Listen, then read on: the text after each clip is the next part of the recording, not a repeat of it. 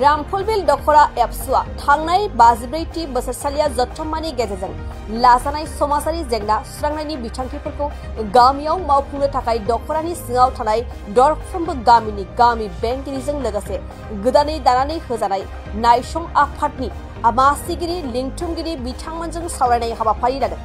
उन्दै उन्दै बैसोआव हाबा जानाय फेग्रा मुवा बेसादनिफ्राय गोजानाव थानांगौनि थाखाय समाजारि जेंनानि सायाव गोख्रों दख'रानि सिङाव थानाय गासै गं 110 गामिनि रायजो राजाफोरजों जथायै सावरायनाय हाबाफारि लादों। बे दख'रा आफादनि हाबाफारिनि गेजेरजों गोबां थांखिफोरखौ साफ्रोमबो रायजो राजाफ्रा आजावना लानायखौबो नुनो मोननाय जादों। लोगोसे रामफलबिल दख'रा एबसुआ फैगौ 50 बोसोरनि गेजेराव मोनफ्रोमबो गामिनिफ्राय फेग्रा मुवा बेसादनिफ्राय गोजानाव थानाय उन्दै बैसोआव हाबा जानाय बेफोरखौ गैया खालामनानै साफा रोंगौथि गोनां गियानि सुबुं खालामनो हानाय बायदि गोख्रों थांखिजों खामानि मावनो आवगायदों होननानै फोरमायदों रामफलबिल दख'रा दुलाराय बर' फरायसा आफादनि आफादगिरि बिजित कुमार ब्रह्म बिथांजों लोगोसे बोसोनगिरि बिजित कुमार नार्जारी बिथाङा खौरांनि गेजेरजों। दिनै रामफलबिल दख'रा दुलाराय बर' फरायसा आफादनि बानजायनायाव जोङो गामियारि नायसं आफाद बे नायसं आफादनि गासै सोद्रोमाफोरखौ लानानै मोनसे मावबादा वार्कशप खुंनाय जादों। बेवहाय मोनफ्रोमबो गामिनिफ्राय नायसं आफादनि दैदेनगिरि आरो गामिनि गावबुरा बयबो बाहागो लाफैदों। जोङो जोबोद गोजोननाय मोनदों आरो बे हाबाफारिनि गेजेरजों जोंनि ओनसोलाव जे समाजारि माखासे जेंना नुजाबाय थादों बे निस्सय जोबस्रांगोन।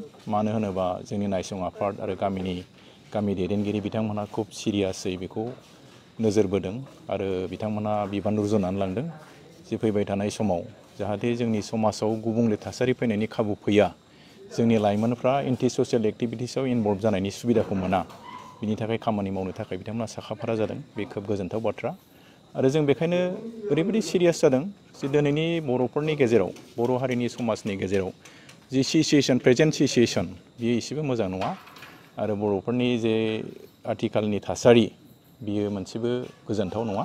बेखायनो जोङो सिरियास जानांगोन, साननांगोन। आङो बेखौनो बुंनो लुबैदों जे जों बर' माहारिया गावनि मोन्थायखौ मोननो थाखाय आरो गाव जौगालांनांगौनि थाखाय सोमावसारनानै फैनाय मोनसे हारि। इयुन जोलैखौ थिग खालामलांनो हायाब्ला, जोंनि इयुन जोलैया जुदि मोजां थासारिनि गेजेरजों थांनो हायाब्ला जोंनि सोमावसारनानै फैनायनि जेबो मिनिं थानाय नङा।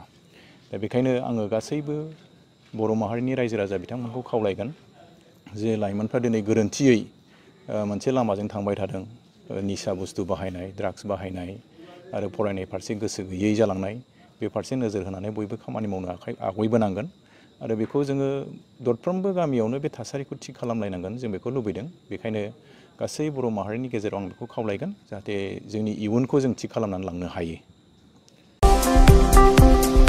गाव गावनि देहाखौ गोग्गो आरो गोख्रों खालामनो गोसो गुदुं लाइमोन एबा सुबुंफोरनि थाखाय मोजां खौरां। क'क्राझार सोहोरनि खोदोमथलायाव लानानै फैदों फिट सिटी मुंनि मोनसे जिम सेन्टार।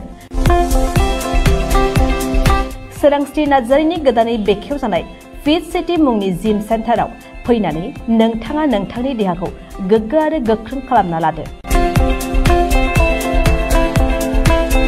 अब्ला मानोथो गोबाव खालामखो?